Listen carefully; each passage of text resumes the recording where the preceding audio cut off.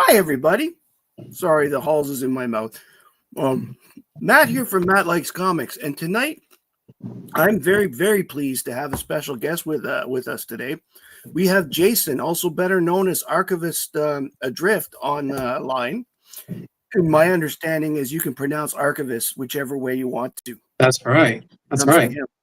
He is not worried about that. Yeah. No, Jason, I'm so honored to be here. Oh, thank you so much. Yeah, it's a real blessing. Thank you so much for having me. Really appreciate it.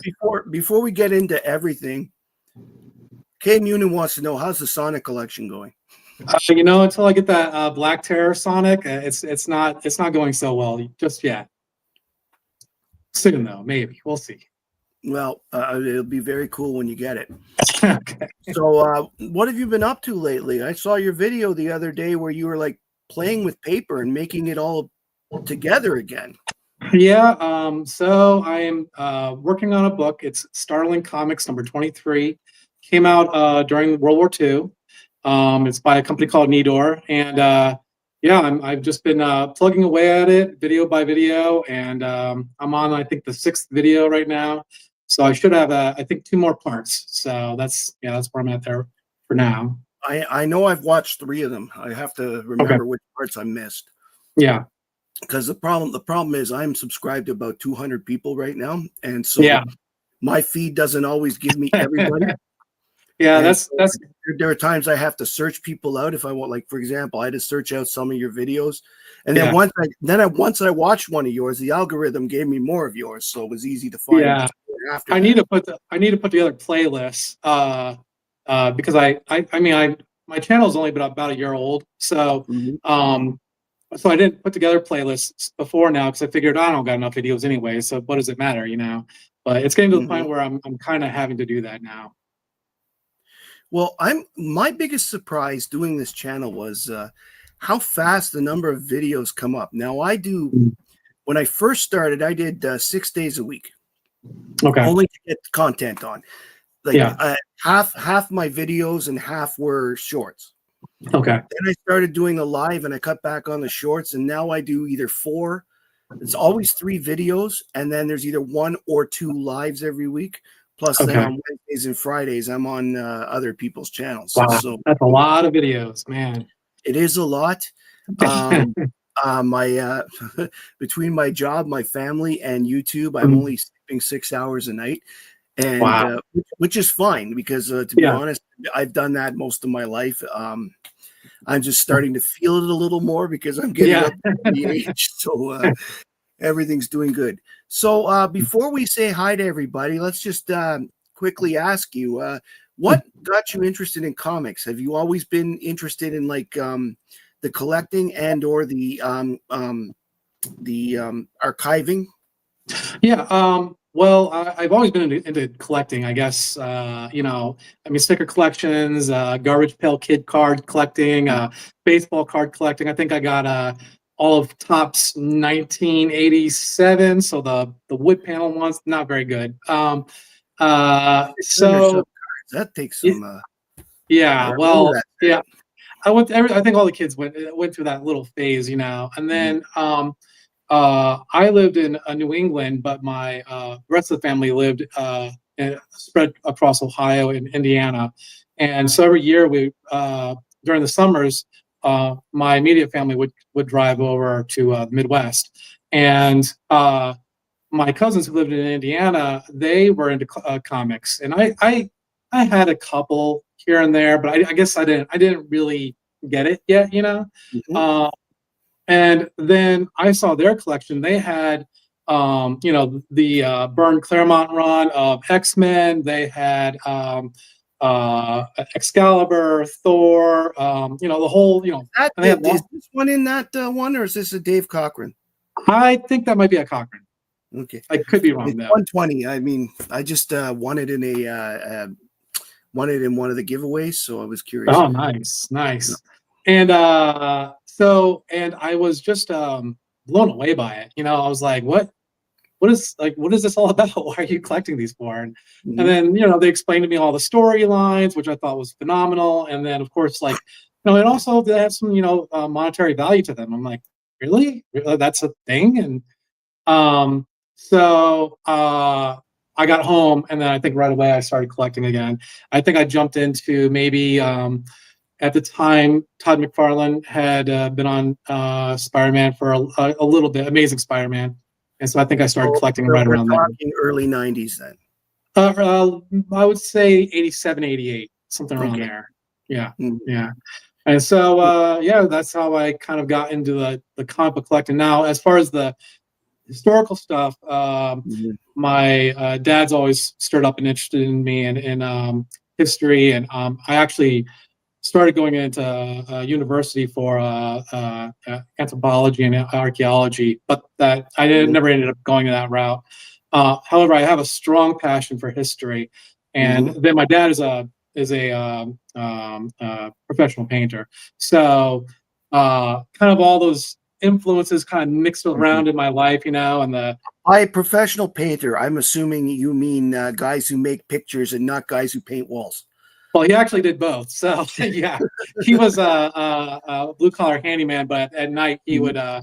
he would do actual yeah, professional painting. So Very yeah, cool. all those different interests came together, and um, then I found a channel called Baumgartner Restoration. He is a visual artist who he restores oil paintings and things like Right. that. And I thought it was absolutely fascinating. Like he was taking these paintings Mhm. and bringing them back to life again. And I was like, wow, I didn't know you could do that. And then eventually I found right around COVID, I found Jerry the Jitterbug. And that was like Nice. all my passions combined, like, wow, that's Very amazing. true. Yeah. Jerry is a really good channel. I really everything I've watched of him has been really cool. Yeah.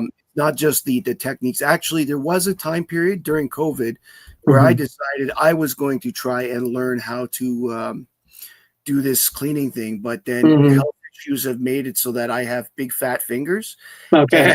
and I can't quite do everything with the The little intricate stuff. techniques that I used to have. My Yeah. little agility in my fingers is going away. Okay. Can't play guitar anymore. Can't All right. Oh yeah. writing becomes a bitch. Sorry, writing becomes difficult after a while. So Yeah. that kind of Yeah. thing. Um, it's getting better. I've had it treated, but I mean, like at the same Good. time, I still wouldn't trust my hands, because I'm very afraid of. Oops. Yeah. Well, I mean, I do that already. I'll plenty with just normal functioning hands. Well, semi-normal. So, well, Mhm, I get it. mhm. So before we get very much further, let's say hello to everybody who showed up. Hello, everybody who showed up. We've got Kay Munin. Hi, Andreas. Good. Hey. We've got the amazing and wonderful Robbie Josephs. We Hi. have Second Floor Comics. Good to see you. Hello. Now, let's see here. Oh, those three were having a conversation. And now we have John Harrison. Welcome to the show. And the wonderful Mr. Wrench, JSS Brooklyn. If you Hey, haven't John. voted for anybody yet in the comic book collectors awards, give JSS a thought at the Wrench. He does a Yeah. wonderful job. He's one of the three that I see a lot, and he deserves your votes. Yeah, he's a hard worker. Yeah, For sure. we've got Rich in the crowd. Hi, Hey, Rich. Rich. Big Nasty Comics. And Mark's here. Mark is going to Hey, be my Mark. guest next week. Good to Yeah, see you, Mark. I won't talk bad about Archie tonight. I got that down. Let's see. Steven's in the chat. Hi, Steppo. Hey, Steven. And let's take a look here. That may be it. We'll just oh god, I got a few going here. Oh. There's some serious conversations going on tonight. Oh, there's Lyle. Hi, Hey, Lyle. Now I can see what they're saying. And Chonko is here. Hi, Chonko. Hey. How you doing, Mike? Yes, Mike. Christina's here. She Christina? is absolutely wonderful. This is a person you want helping you out. She is one of the best. She also has a lot of very good inspirational posts on Instagram. So if you're not following Christina, you should give her a follow. Yeah. And that's everybody. Okay. That's the chat. So All right. let me hide current comment and we'll get on. So couple quick questions. Sure. How much, I would assume that it's very time consuming to put do restoration on these books and stuff. Yeah. If you don't mind me asking, how do you find the time? Because if there's one thing I find that everybody has, there's never enough time.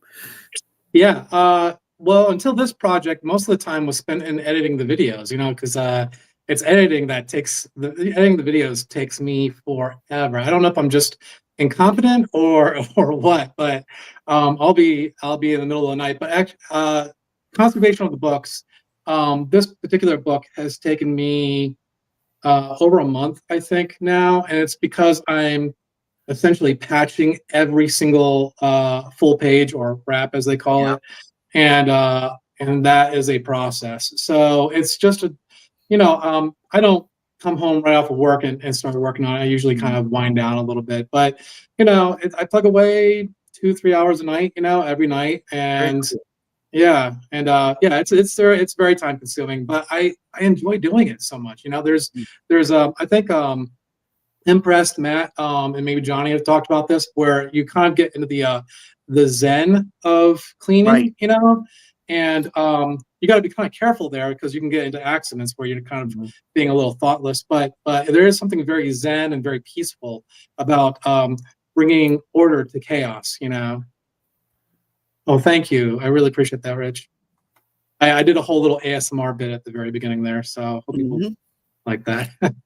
Well, what I've liked about seeing it is watching the technique, Yeah. but B, it's obviously takes a lot of patience and wonder, and the way you speed things up too makes it easier to watch because you what I actually do find very cool about it is the minimalist approach to speaking. You're just letting your videos show what you're doing by itself and letting the visual do the work. And I think that's great because sometimes, and I'm not saying you would do it, but sometimes, I mean, I ramble on. So if I ramble on, I'm sure other people are known to ramble on. Yeah, Like I feel like right I now. don't do that. I almost feel like I don't do that enough, even because I feel like I know that there's an attention span that like 20 minutes for not like live streams, but like short-term videos like that. 20 minutes is about the limit I think people Yeah. reach, and usually like 10 to 15 minutes is the sweet spot.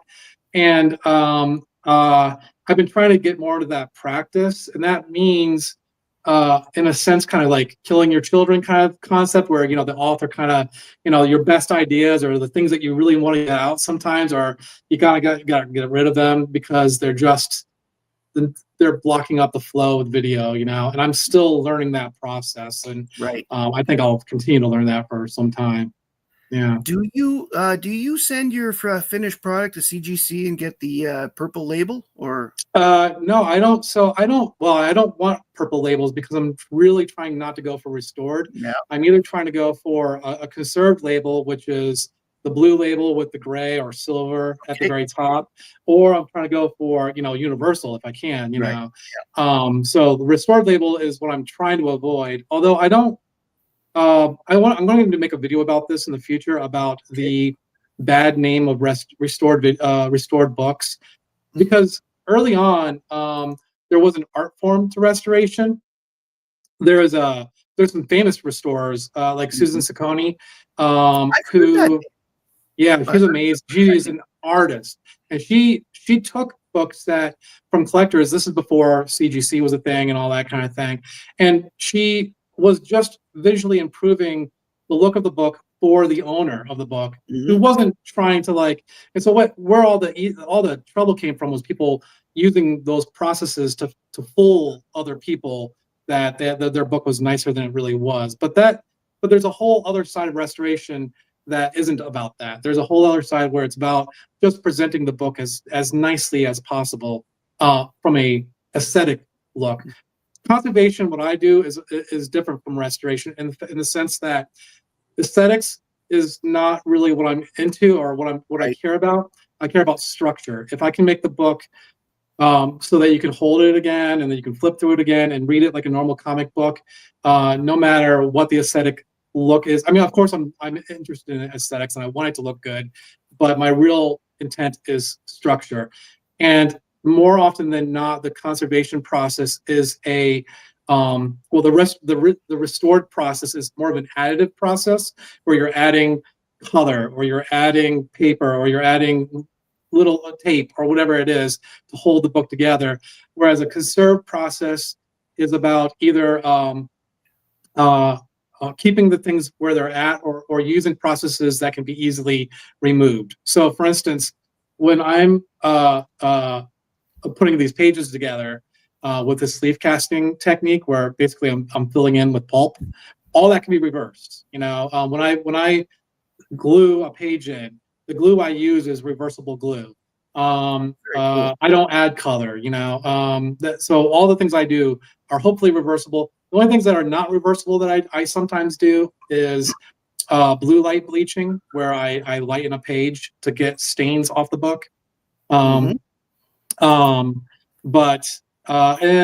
cleaning in general. When you take dirt off of a comic, I mean, I guess I could throw it back into the mud or something, but generally speaking, that's an irreversible process. Yeah. Well, what astounds me is, I mean, I've collected on and off since the 1970s. And I remember especially the period between 1983 and 86, where restoration of books was the big thing. People wanted to get books restored. Yeah. They wanted them to look good, and they wanted to, have them protected and stuff. And so my personal disappointment with CGC is that they make a big deal about restoration. Yeah. I can understand saying, hey, this book's had a little work on it. Warning, yeah. But, to me, use the same label, just down it a bit and say, yeah, I think it's important to know that a book's been restored, so that you don't mistakenly, buy it and not see that. But at the same time, I do like the CBC PSA way of just also highlighting it in the title or something.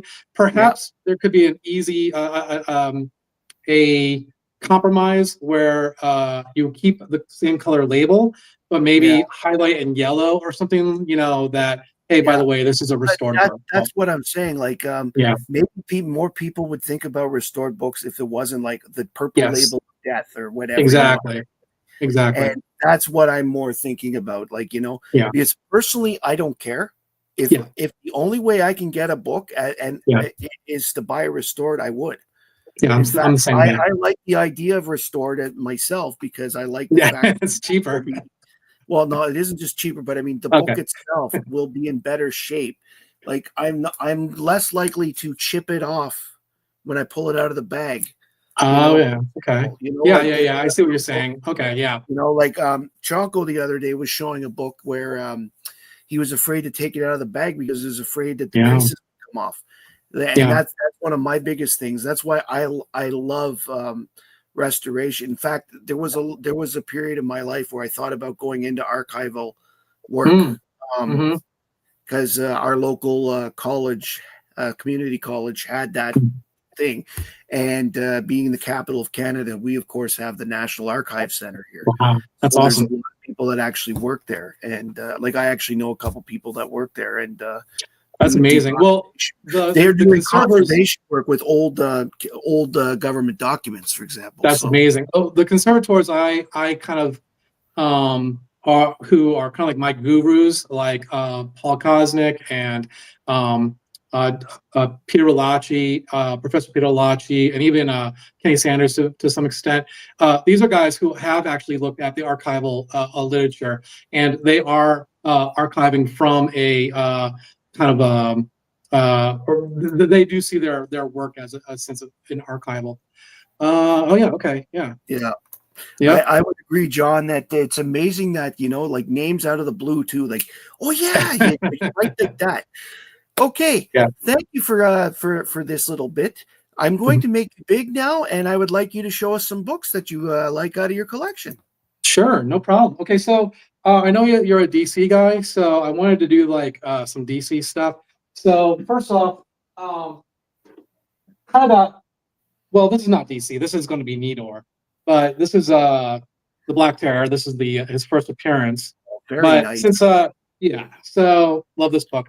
But recently, McFarlane Toys, they came out with a character that you're familiar with, because I know that you have one of his characters, Mr. Bones. Mr. Bones. And Yes, I used him in a video not too long ago. yes, right. And he was modeled after the Black Terror. So Yes, I thought they he was made him great. different. They made him different though by making his body acid, so that if he touched you, you died.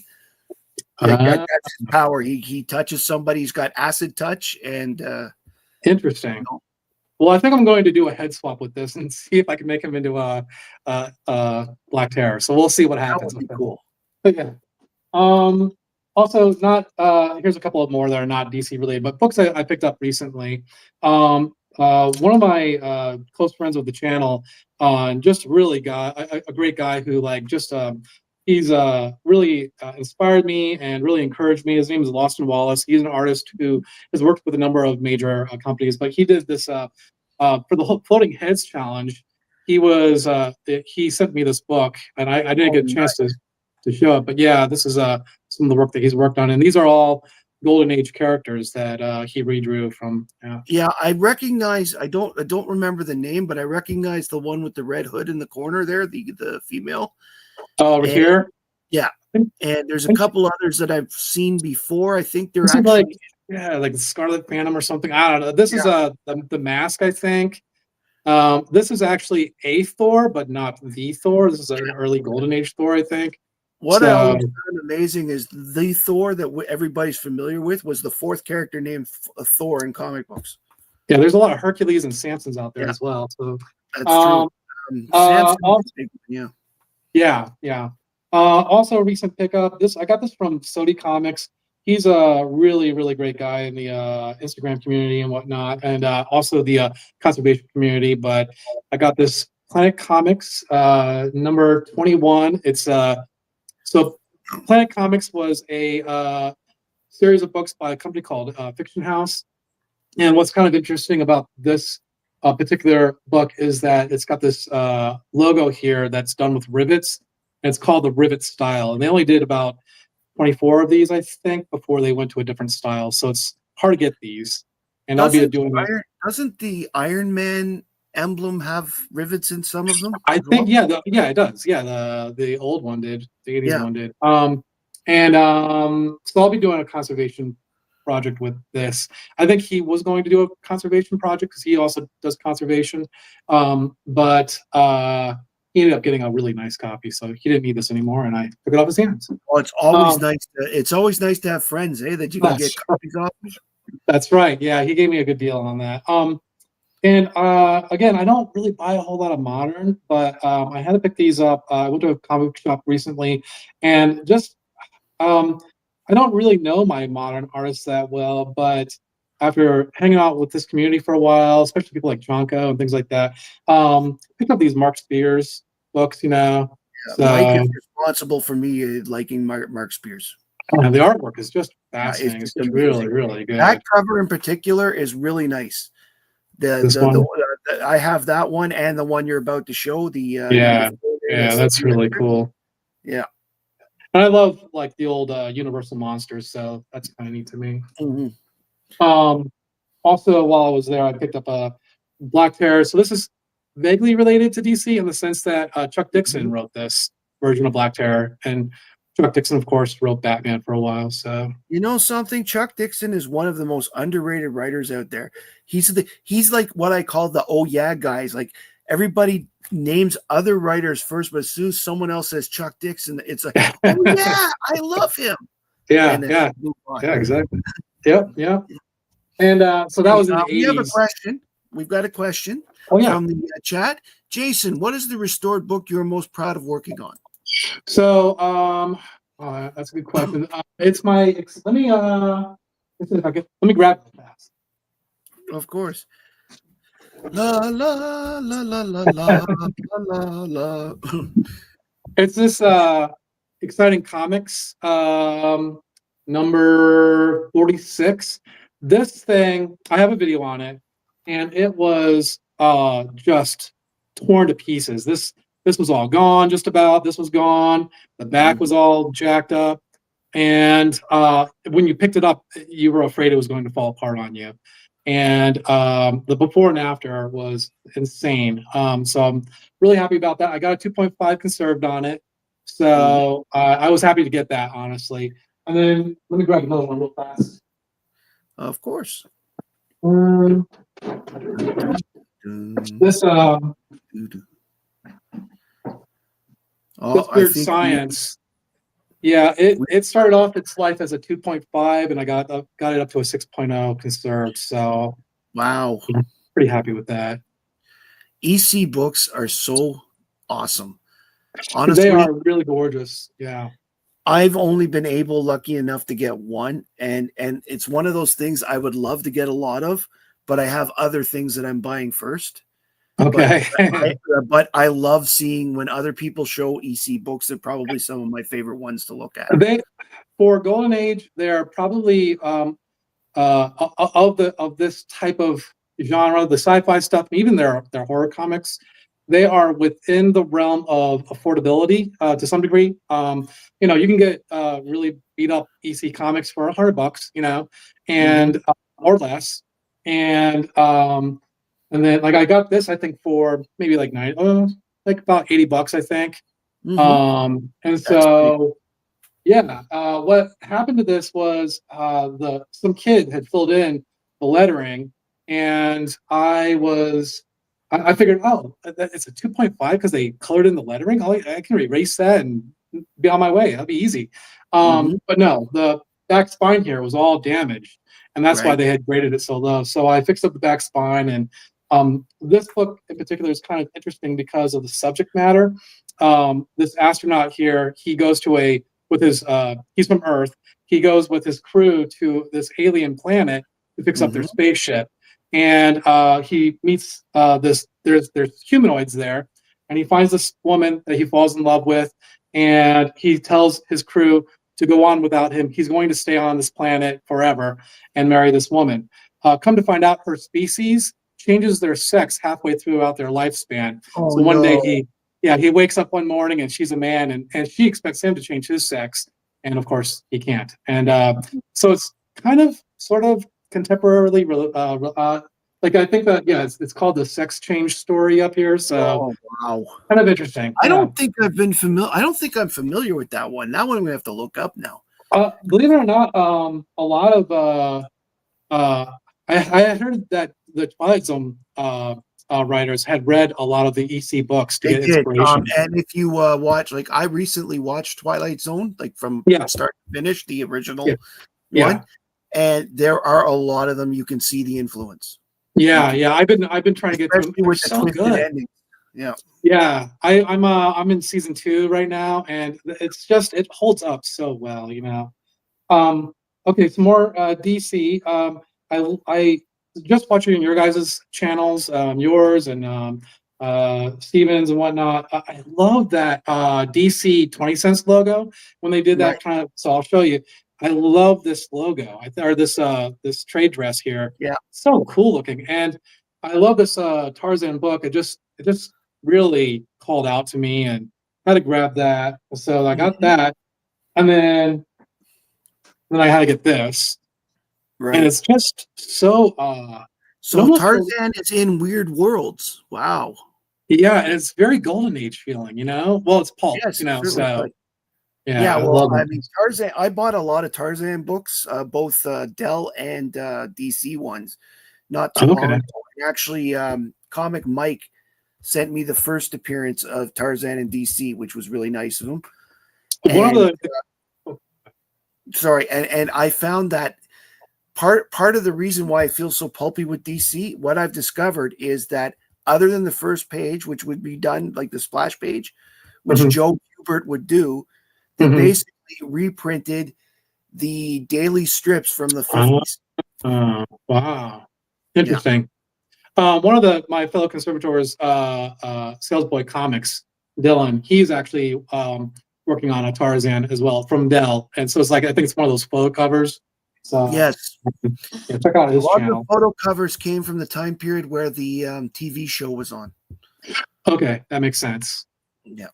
So in the vein of EC comics, again, I don't really collect new that much, but I had to grab some of these new ECs. Yes, So I've been really enjoying these. the covers are great.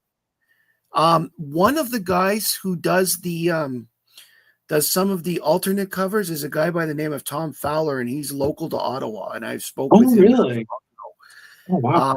I bought one of the ones he's done and had it signed. He says that is some of the easiest work he's ever done, in the sense that he gets the call. No, he gets the Okay. call. He's just doing a cover.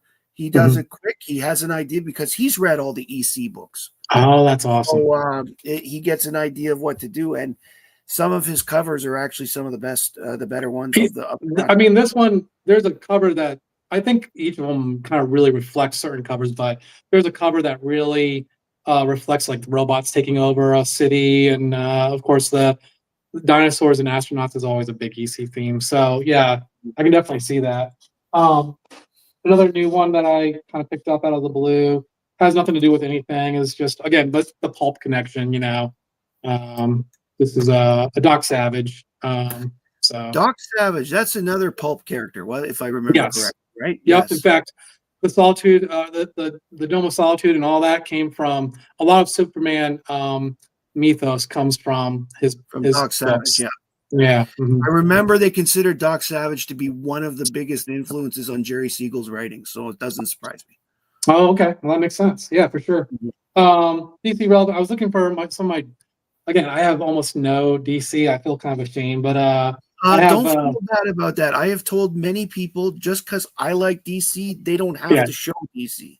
I want to see what you like. The whole point is I want what you like.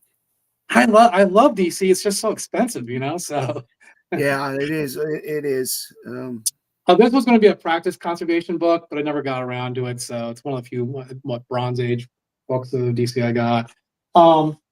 I recently had to pick up this because it's essentially the pulp version of. I mean, it's the same size, and I think it is, but it's just gorgeous. I mean, it's absolutely beautiful. That's stunning. Very well done. I'm not a fan of reprints per se. Yeah, what I like is reprinted stories in a collection, so that I have a chance to read them. But the reprint books themselves, not necessarily. Yeah, I think they did a really great job with this, though. You're, I feel the same way. I love the fact that they printed it on normal paper instead of the kind of glossy stuff that they're printing everything on now. Right. And so it feels like an old timey comic book, There are two things that I wish comic books would do. One, go back to that paper. Yeah. Because it would actually be cheaper for them to do so. Yeah, I agree. But it's thought about this high quality paper, Yeah. But I wish, and I know that time has passed because of the internet, but I wish they would have ads again, just to make some money and just to have the feel and just to make sure, like, if they're making money on the ads, they can afford better writers and so forth, right? And I totally agree.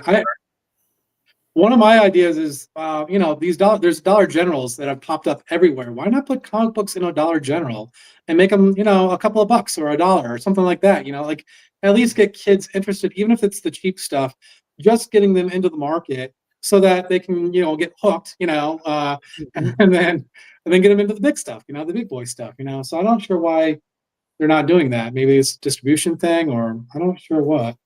More some recent stuff. Oh, I didn't know if you wanted to read that out. No, I was just he made a comment with my name that caught my eye. So okay. I quickly read. It's like, without the facsimiles, some collectors wouldn't get a chance at some of these books. And I do agree. Like, as I said, I'm on the fence in the sense that I love the chance to read the stories. Mm-hmm. But and it's always harder for me to read online than it is to read the floppy. I'm just old school that way. But at I'm the same way. But at the same time, for that sort of thing, I prefer like the Adventure Digests or the the DC Blue Ribbon Digest where they reprint stories, or the collections like the Showcase where they or the Essential Marvels. Yeah, like that kind of stuff. Where Yeah, I like the omnibuses and things like that, but then you're getting right back into the expense thing. So Exactly. So yeah, that is the same problem that I hate to see. yeah, exactly. What I did like for a while was those Mhm. they were in the United States, they were sold at Walmart, but in Mhm. Canada we got them at our comic stores. Mhm. Was the recent 100-page giants of some of the characters they did with Superman, Aquaman, Oh, Flash, where each issue had a new story, just like the mm. old 70s 80-page 100 things, one new story, and then a bunch of reprints. Oh, wow, that's a great idea. Like Yeah. they did that in the 70s. Mhm. Because what happened was the price went up from 15 cents to 25 cents. But to Okay. make up that time, they used to have the one story in the front, and then there'd be two or three, sometimes usually a golden age and a silver age story that they would reprint at the same time to fill the pages. And Okay. because they don't have to pay for it again, so it was a cheap way to do it. And then That's after smart. about 6 months, they Mhm. went back to 20 cents by cutting the page. And that's where the 20-cent logo that you Uh, like comes uh, into play. Interesting. Okay. That's smart. Really smart. Yeah, I don't know what they're doing now, so apparently they don't want the audience or something. Mhm. Maybe they're just relying on the movies to get people in or something. I don't Yeah. know. The other thing that saddens me, recently Looney Tunes was canceled by DC, and that was like Um, basically the only kids book left out there that was mm, out on a regular basis. mm, And that saddens me because like you've got no Disney books right now. You've got no Looney like Bugs Bunny. Like what is there for kids? You get the odd thing like the Super DC Sonic? Supergirl, Sonic, yes. But again, I think there's more adults that like Sonic than kids because I Yeah. think Sonic and I think Sega Genesis, which is already Ah. 30 years old. So Well, I mean, they're the Sonic movies out now, so that's mm, still relevant to oh, kids, I that's guess. true. Yeah. Interesting. Mhm. All right, I got some more books if you want to look at them. Awesome. Oh, okay. So I've this is a new one I picked up. Weird Thrillers. It's really really cheap, but because it looks like some terrible stain got on here, but I think I can Oh, get this out. So I'll make this nice and pretty. is We'll, that a we'll rip see. spot on It's the not. white? I think what it is that someone laid a wet comic book on top of this one, Oh and no. the back page of that one stuck to this one. Oh. So I might be able to get this off. Well, I hope so. I hope you have better luck than I did with the banana sticker took off the sink last week. My Oh son. no. Yeah, I have methods, so we'll see. I wanted to show you. This not on the cover, but this book is from Kyle 1939. does have a point. Sorry, My Little My little. Pony and Power Puffs. That's true. Yeah, and K Mune is also bringing up that the kids prefer anime, and I have to agree on that stance because Yeah. I have a 12-year-old daughter just getting into anime, but not into the regular comic books. So, Wow. This is from 1939.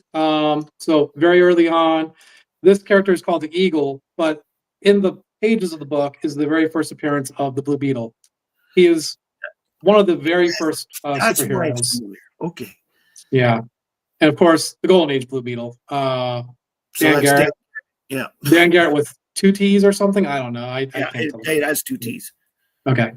But yeah, and because of this book, because I have this, I'd really like to get more into the Blue Beetle. I don't have. I think maybe I have only a couple of other of his books, but there's a pretty nice run in the Golden Age, and of course, again later on in Silver, and then Modern, of course, too. So I'm a big um, fan of Ted Cord, admittedly. We have a question from Robbie Joseph. yeah. Jason, do you conserve for other collectors, and is there pressure with that? For other collectors, I have talked to other. There is definitely pressure because it's one thing if I ruin my own books. Yeah. Uh, and I already feel ripped up when I do that because I ruined a Conan. I mentioned that on Conan #1. I ruined it. Oh, So and really? that I gutted remember you me. saying that. I think I saw Yeah. that. Yes. So but I have been talking to a couple of people about, if they have something that they are not that they're not super attached to, and it doesn't have a whole lot of financial value to, and especially if it's like golden age, because that's kind of my interest area, I might consider looking at it. Maybe when I get better, I can trail this into something, where I'm kind of doing it more full time, I think. But at this point, I feel like I'm still a learner, Mhm. and so yeah. Which brings me to a follow-up question that I just Yeah. have. When you're working on the books like this, which papers and materials do you find easier to work with? From like what age, like gold and silver or bronze, for example? Yeah, okay, that's good. Very good question. Golden Age is the easiest, and for what I do, I think Matt and Johnny would have a different answer. I think theirs would probably be maybe bronze. And the reason why for gold is because I bathe these books, so I actually dunk them full submersions into liquid baths, aqueous baths. Thank you. And with Golden Age, they over inked them, so there is quite a bit of ink left in the book. So Right. if you lift some of that ink, you're not doing a whole lot of damage to the book. I mean, you don't want to lift any ink if you can get away with it, but that happens. Silver Age, on the other hand, is the paper is, even though it's less pulpy, it feels weaker. It feels thinner, like tissue paper, Mm-hmm. and the inks are very runny. Now, I say that, but Professor Peter Alachi, who's got a conservation channel called Experiments in Conservation, he Mm-hmm. actually came up with a method where there may be very little introduction of water in the process. There is, but it's a cleaning process that doesn't require a full submersion, and so we're experimenting around with that a little bit now. But Golden Age is where I really sit. I don't mind Bronze Age, although that Conan one, didn't do too well. I mean, wait, which one's copper? Which one's bronze? Copper. But anything modern, I don't touch at all. I don't. Mm-hmm. The paper's too glossy, and really, it doesn't really need a whole lot of conservation. I was going to say Um, probably modern doesn't need it as much because it's in yeah, better shape to begin with. yeah. See, If you're my doing biggest, pressing, yeah, go ahead. sorry, Sorry. I was going to say, if you're doing pressing or something like that, it's not. I mean, that's a whole different field. And I feel like, again, what your average dry cleaner impressor does, they have a different, almost a different set of skills, a different tool set than I do, and they're doing things that I really, I'm trying to pick up myself, because they have an eye for detail and an eye for perfection that you really don't need when you're dealing with a book that's beat to snot, like the stuff that I'm kind of working on. Very cool. My personal experience has been like when you talk about things like spine cracks or whatever. Mhm. I find that the DC books from about 1956 to 1962 are the worst for that. Yeah. I have yet, I mean, I don't think I have any from that era Mhm. that doesn't have at least a small spine tear, Yeah. and none of my Golden Age books have any. Yeah. So Yeah, well, I mean, those can be still fixed. It's just the process is a lot more delicate, and a lot, you gotta be a lot more careful, and use less water and less pressure. And so again, it's kind of like you're working with tissue a little bit. I haven't worked on a whole lot of silver. I mean, I've worked on a little bit here and there, but and also different companies too. So DC is much harder to work on than, say, like Dell, for some right. reason. So yeah, Well, we've got a few questions now in the chat, so yeah, let's sure. go with them. We'll finish. We'll ask Lyle's first because it's sort of with the topic we're doing. How does the paper from the Victorian age, is the paper harder to work with? I haven't worked with Victorian age, but I have worked with Platinum age. And Platinum, so basically I worked on a book from one of Pearl Barks, the original, the Good Duck artist. He Mm-hmm. From Donald Duck. He actually worked for an adult magazine called I think it's called like the Ottawa Outlook or something like that. It was Mm-hmm. actually not based in Canada, but it's got a Canadian name, and and the book I worked on was an adult magazine, and it was incredibly heavily water damaged. And I have I maybe I don't have pictures of it someplace, but anyways, I'll have to post something up. The paper was pretty rugged. Granted, it was black and white, so I didn't have to really deal with a whole lot of ink bleed and whatnot. I do know some people who have messed around with some Victorian stuff in the conservation community, and like old Wild West newspapers and things like that. And they had some success, but I haven't touched that stuff yet. I'd like to, though. And to follow up, just last one on this one, Lyle's brought up the Canadian whites. Yeah, I haven't messed with any of those either, and I don't think I could, because I think I'd be too anxious because there's so few of them. So.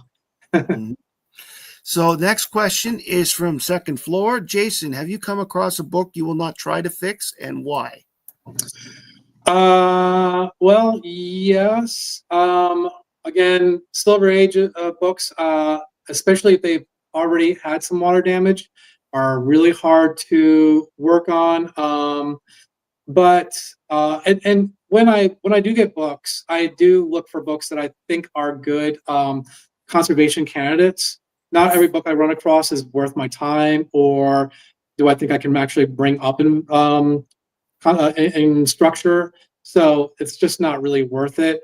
So you do eventually get an eye for what you think is worth working on. I don't know if there's a hard and fast rule, other than, I tend towards Golden Age just because they're easier. But there's definitely books I won't work on, because I just feel like I can't do a whole lot to this thing. It's already gone past the pale. And the next question, I think this is the last one we have in the moment. It's from Carrie over in Denmark. Jason, which comic book activated your passion for restoring comics? Probably, again, it was watching Jerry the Jitterbug doing his magic. And I think the first book I saw him working on was probably, I'm pretty sure it was like a Nidor comic, where it might have been like a Starling Comics. Now, Nidor was a company that did the Black Terror, but they also did the Fighting Yank and a bunch of other characters. Pretty sure he was working on one of those books, and it caught my imagination. I was like, wow, he's healing books. Like, you can do that? That's a thing. And it blew my mind away. And again, like I said before, I love the idea of bringing order out of chaos. This thing that looks like it should not go back together again because it's made out of cheap paper, and you can actually make it readable again. To me, that's just really magical. We've got another couple questions come in. Sure. Yeah. Cram Bradley says Dell would make sense of being easier. They always had pretty great construction. What is the book you had the most fun working on? Doesn't have to be valuable, but just the coolest for you. Well, I would say it's that Black Terror, right? That one was definitely up there, that Exciting Comics. Although I have to say, this current series that I'm doing, I'll show you the cover. It's very fragile, so hopefully I don't tear it as I'm moving it. But it's this. I'm working on this book. This is the front cover. The back cover's over here. And you've seen probably my latest video, the inner wraps that I'm working on. I've actually had a lot of fun working on this book. I'm learning a whole lot from it. And even though I'm putting a little bit of pressure on me to get it right, I'm kind of amazed it's coming together. And I always feel that way when a project starts coming together. You're like, the conservator, I think, is almost as amazed as anyone else that, I can't believe this worked. This is working. I can't believe it. So yeah, I'm really having a lot of fun with this one. Awesome. Just a note to my audience, there is no FOMO squad tonight. So we're going to go a few extra minutes tonight if nobody has a problem with that.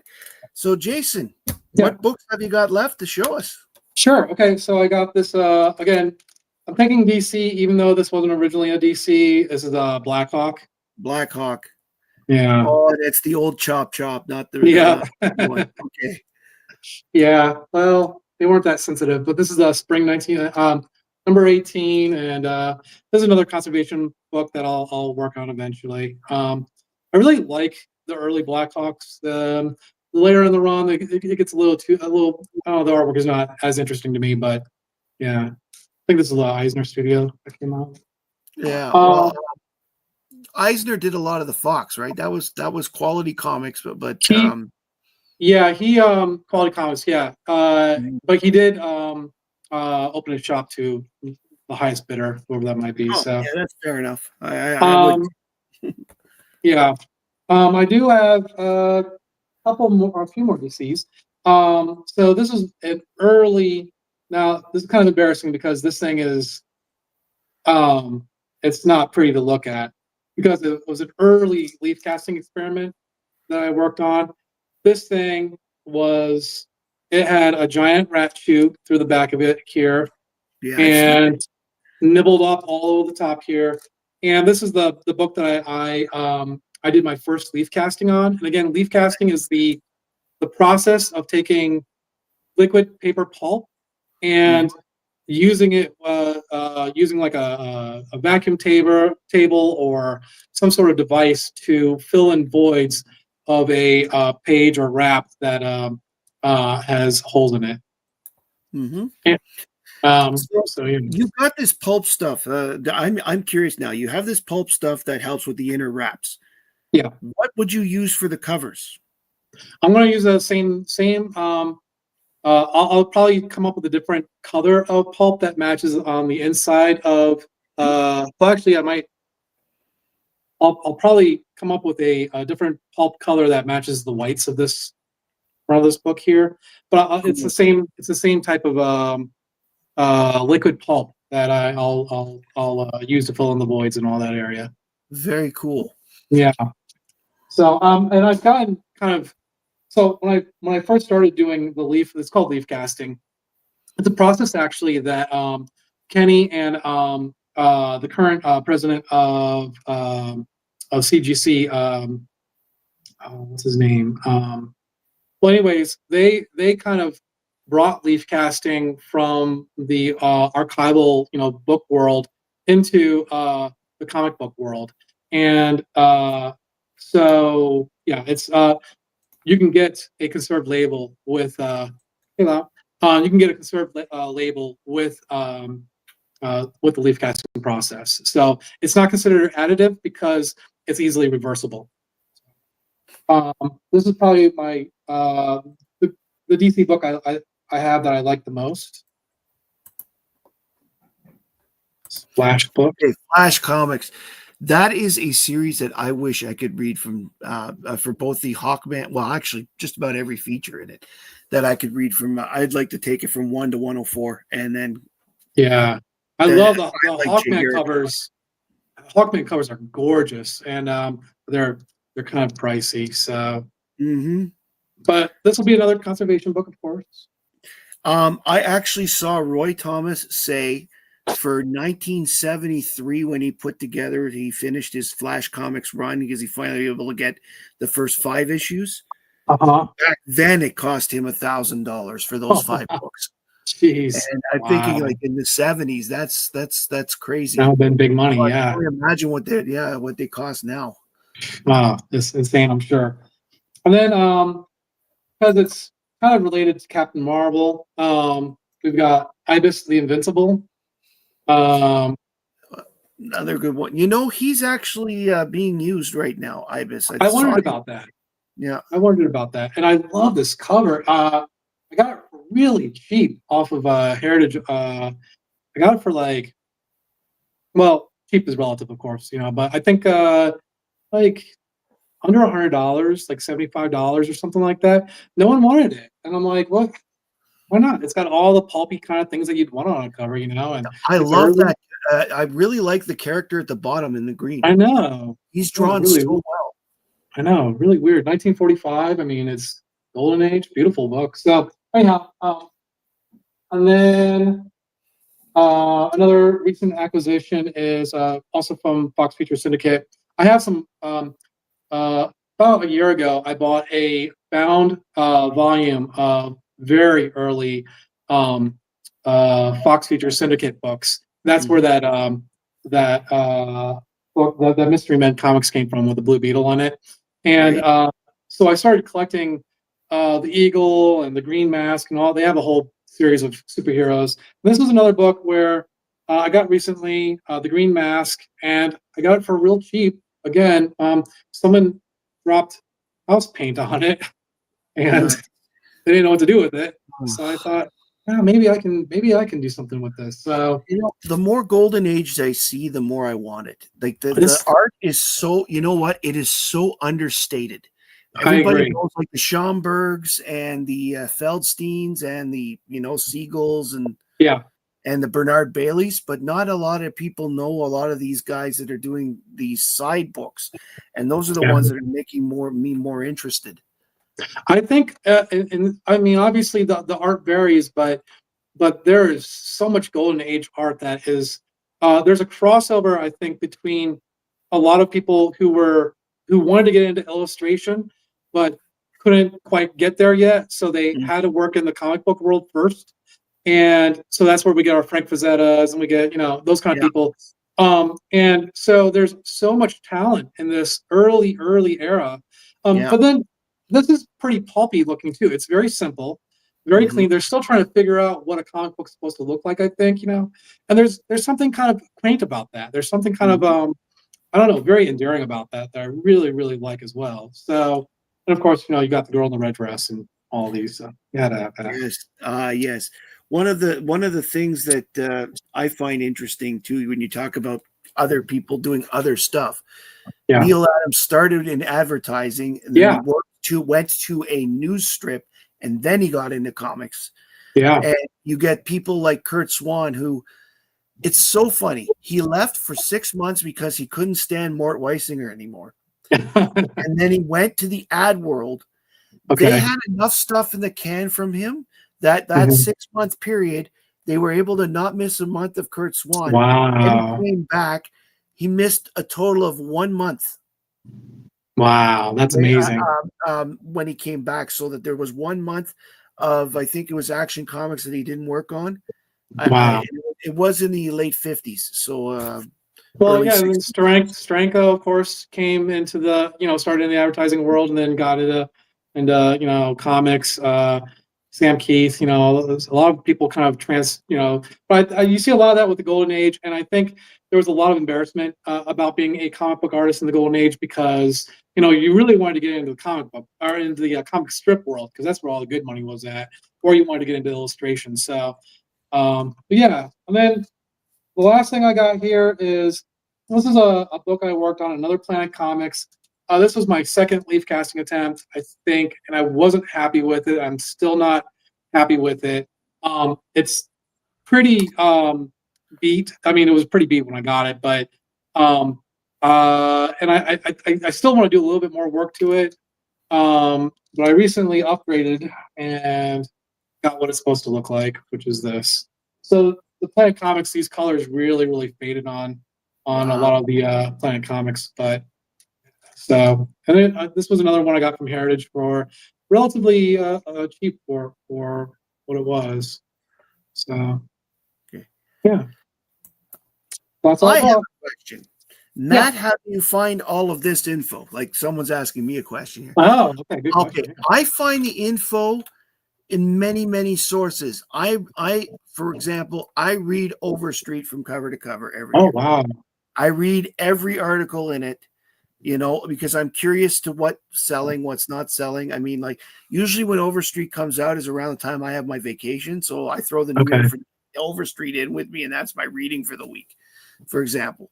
But I have also read, if you take the time and read the stand bulletins and or the meanwhile columns or things like this, you would be amazed at the information you can find.